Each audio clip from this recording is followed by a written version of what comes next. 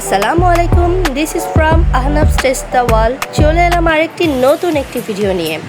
আজকে আমরা দেখব কিভাবে বাসায় বসে খুবই সহজে অসাধারণ লোভনীয় লাচ্ছি তৈরি করা যায়, যেটা কিনা বাইরের লাচ্ছি থেকেও 100 টাইমস বেটার হবে। আচ্ছা, শুরু করা যাক আমাদের লাচ্ছি তৈরির প্রসেসিং। শুরুতেই আমি আমাদের ভ্যালেন্ডারের যে জার, সেইখানে আমি বরফ কুচি নিয়ে নিচ্ছি। তো আমরা প্রায় 1 কাপের মতো বরফ কুচি নিয়েছি। এরপর আমরা আমাদের যে লিকুইড মিল্ক ভিটা, সেটার যে শক্ত বরফের মতো অংশটা, সেটা আমরা দিব। এটাও প্রায় আমরা 500 মিলিলিটারের মতো দিয়েছি, অর্থাৎ অ্যারাউন্ড 2 কাপের একটু বেশি আমরা লিকুইড মিল্কটা দিয়েছি।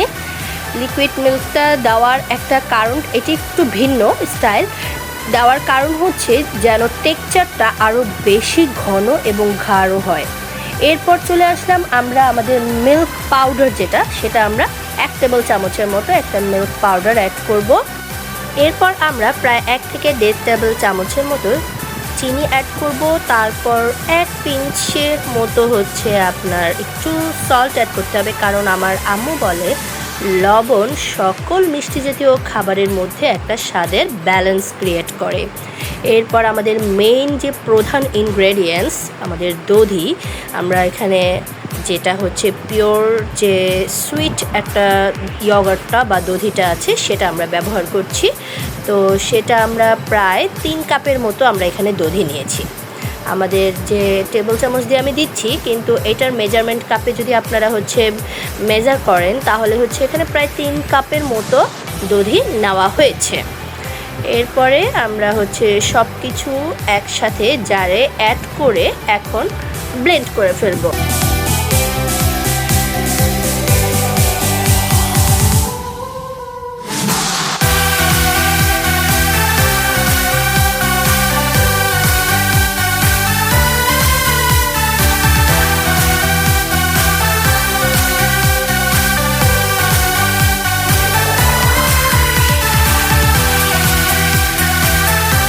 দেখতে পাচ্ছেন কত ঘন ক্রিমি একটা টেক্সচার হয়েছে, এত ঘন ক্রিমি, যেটা কিনা বাহিরে তো কখনোই পসিবল না, কারণ বাহিরে 1 গাদা গ্লাসের তলায় বরফ দিয়ে রাখে।